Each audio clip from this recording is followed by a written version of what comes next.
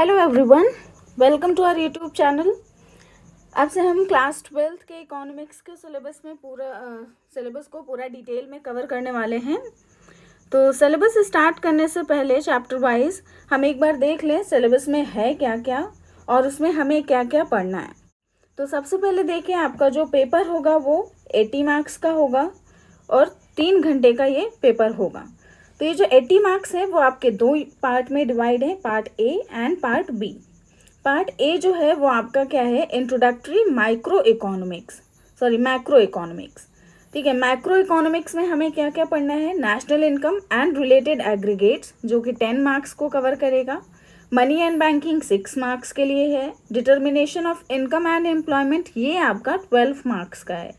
Government budget and the economy 6 marks and balance of payments is also for 6 marks. तो ये आपका 40 marks का है पार्ट ए। Part B है वो है आपका इंडियन इकोनॉमिक डेवलपमेंट। इसमें डेवलपमेंट एक्सपीरियंस यानी कि इकोनॉमी जो डेवलप हुई है 1947 से 1990 तक के, इसके बारे में, और 1991 से जो इकोनॉमिक रिफॉर्म्स हुए हैं, ये है हमारा पार्ट बी में 12 मार्क्स का। और उसके बाद आपका current challenges facing Indian economy 20 marks ये कवर करेगा। और development experience of India a comparison with neighbours ये आपका 8 मार्क्स कवर करेगा। तो इस तरह से आपके जो दोनों पार्ट है वो टोटल मिला के 80 मार्क्स का हो जाएगा और 20 मार्क्स का आपका प्रोजेक्ट रहेगा। तो आपका जो इवैल्यूएशन है वो टोटल क्या होगा, 100 मार्क्स का होगा। अब एक बार देख लेते हैं कि सिलेबस को डिटेल में किस यूनिट में हमें क्या पढ़ना है। तो जो पार्ट ए है इंट्रोडक्टरी मैक्रो इकोनॉमिक्स, इसमें आपका जो यूनिट 1 है वो है national income and related aggregates. इसमें हमें क्या पढ़ना है, सबसे पहले कि मैक्रो इकोनॉमिक्स क्या है, उसके बेसिक कॉन्सेप्ट्स जैसे कि आपका कंजम्पशन गुड्स हैं, capital goods, final goods, intermediate goods और कुछ stocks and flows, gross investment and depreciation, ये हमारे बेसिक कॉन्सेप्ट हो जाएंगे, ये हम यहाँ पे पढ़ेंगे। प्लस आपका जो सर्कुलर फ्लो ऑफ इनकम और methods of calculating national income को कैसे कैलकुलेट करने हैं, इसके कई मेथड्स होते हैं, उनके बारे में भी हम डिटेल में इस यूनिट में पढ़ेंगे। फिर है आपका aggregates related to national income, यानी नेशनल इनकम कैलकुलेट करते टाइम हमें और क्या क्या चीज़ें निकालनी होती हैं, कौन कौन से एग्रीगेट्स होते हैं, जैसे कि आपके जीएनपी है, एनएनपी, जीडीपी, एनडीपी, इन सब के बारे में और इनके कैलकुलेशन कैसे होता है ये भी हम आपका यूनिट 1 में पढ़ेंगे। नेक्स्ट यूनिट जो है वो आपका है मनी एंड बैंकिंग। इसमें आपका मनी, उसका मीनिंग क्या होता है और फंक्शंस क्या होते हैं, और supply of money on currency held by the public and net demand deposits held by commercial banks, इनके बारे में भी पढ़ेंगे। मनी क्रिएशन कैसे होता है कमर्शियल बैंकिंग सिस्टम में, ये भी हम इसमें देखेंगे। प्लस सेंट्रल बैंक और उसके फंक्शंस, जो हमारा आरबीआई है सेंट्रल बैंक, उसके फंक्शंस क्या क्या हैं उनके बारे में डिटेल में, और कुछ इससे रिलेटेड जो रेशियोज होते हैं जैसे कि आपका CRR, SLR, repo rate, reverse repo rate, इन सब के बारे में भी हम यूनिट 2 में पढ़ेंगे। थर्ड यूनिट है आपका determination of income and employment. इसमें हमें एग्रीगेट डिमांड और उसके जो कंपोनेंट्स हैं उसके बारे में देखेंगे। प्लस इसमें propensity to consume and propensity to save, इनके बारे में भी देखेंगे। फिर शॉर्ट रन इक्विलिब्रियम आउटपुट, ये भी इसमें हम पढ़ेंगे। इसमें आपका इन्वेस्टमेंट मल्टीप्लायर और उसके कुछ मैकेनिज्म हैं उनके बारे में डिटेल में देखेंगे। फिर आपका जो problems of excess demand and deficient demand कभी एक्सेस हो जाती कभी डिफिशिएंट हो जाती है, तो वो उन प्रॉब्लम्स को देखेंगे और उनको हम कैसे करेक्ट कर सकते हैं, उनके मेजर्स को भी इसमें यूनिट 3 में हम पढ़ेंगे। यूनिट 4 जो है वो है आपका government budget and the economy. इसमें गवर्नमेंट बजट क्या होता है, उसके ऑब्जेक्टिव्स क्या होते हैं, कौन कौन से कंपोनेंट्स होते हैं, ये देखेंगे।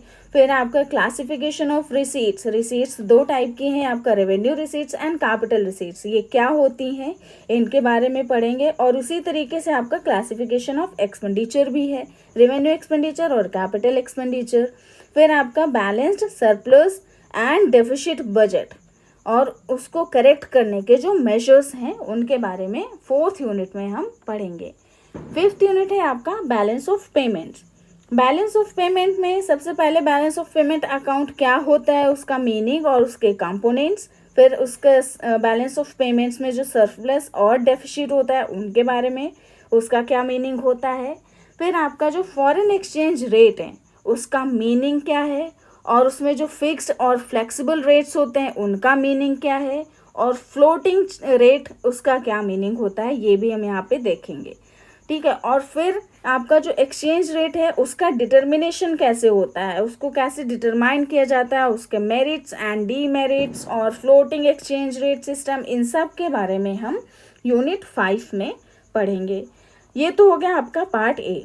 अब पार्ट बी जो है आपका इंडियन इकोनॉमिक डेवलपमेंट, इसमें जो है आपका यूनिट 6 वो है डेवलपमेंट एक्सपीरियंस 1947 से 1990, यानी कि हमारी इकोनॉमी में जो डेवलपमेंट हुआ है, जो एवोल्यूशन हुआ है वो 1947 से लेके 1990 तक, उसके बारे में देखेंगे, और प्लस जो 1991 से लेके इकोनॉमिक रिफॉर्म्स हुए हैं वो भी हम देखेंगे। इसमें आपका जो है 5 ईयर प्लान्स है, उनके गोल्स क्या होते हैं, इंडियन इकोनॉमिक सिस्टम कैसा है, और उनके जो मेन फीचर्स हैं, problems, policies related to agriculture और इंडस्ट्री और या फिर फॉरेन ट्रेड, इन सब से रिलेटेड जो भी पॉलिसीज़ हैं उनके बारे में भी हम पढ़ेंगे।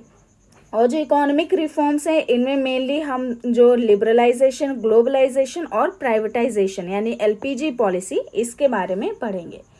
यूनिट 7 जो है वो आपका current challenges facing Indian economy, यानी इंडियन इकोनॉमी में जो भी करेंट चैलेंजेस हैं जो हमारी इकोनॉमी फेस कर रही है, जैसे कि human capital formation, rural development, employment, sustainable economic development, इन सब के बारे में पढ़ेंगे, और इनमें जो मेन इश्यूज़ हैं और उनको कैसे दूर किया जा सकता है, जो मेजर्स हैं उन सब के बारे में भी हम देखेंगे। लास्ट यूनिट है आपका डेवलपमेंट एक्सपीरियंस इन इंडिया, इसमें अ कंपैरिजन विद नेबर्स यानी कि जो हमारे आसपास की कंट्रीज़ हैं उससे हमारे इंडिया के इकोनॉमी का कंपैरिजन, जैसे India and Pakistan, India and China, और उसमें कुछ जो इश्यूज़ हैं जैसे कि इकोनॉमिक ग्रोथ है, पॉपुलेशन, सेक्टोरल डेवलपमेंट और जो अदर ह्यूमन डेवलपमेंट इंडिकेटर्स हैं, इनके बारे में हम यूनिट 8 में डिस्कस करेंगे। तो ये हो गया आपका सिलेबस पूरा, और नेक्स्ट वीडियो में हम चैप्टर वाइज इसको पूरा डिटेल में कवर करते हुए चलेंगे। अगर आपको वीडियो ये सही लगा हो, अच्छा लगा हो, तो आप उसको लाइक, कमेंट और शेयर ज़रूर करें, और हमारे चैनल पे नए हो तो चैनल को सब्सक्राइब कर लें।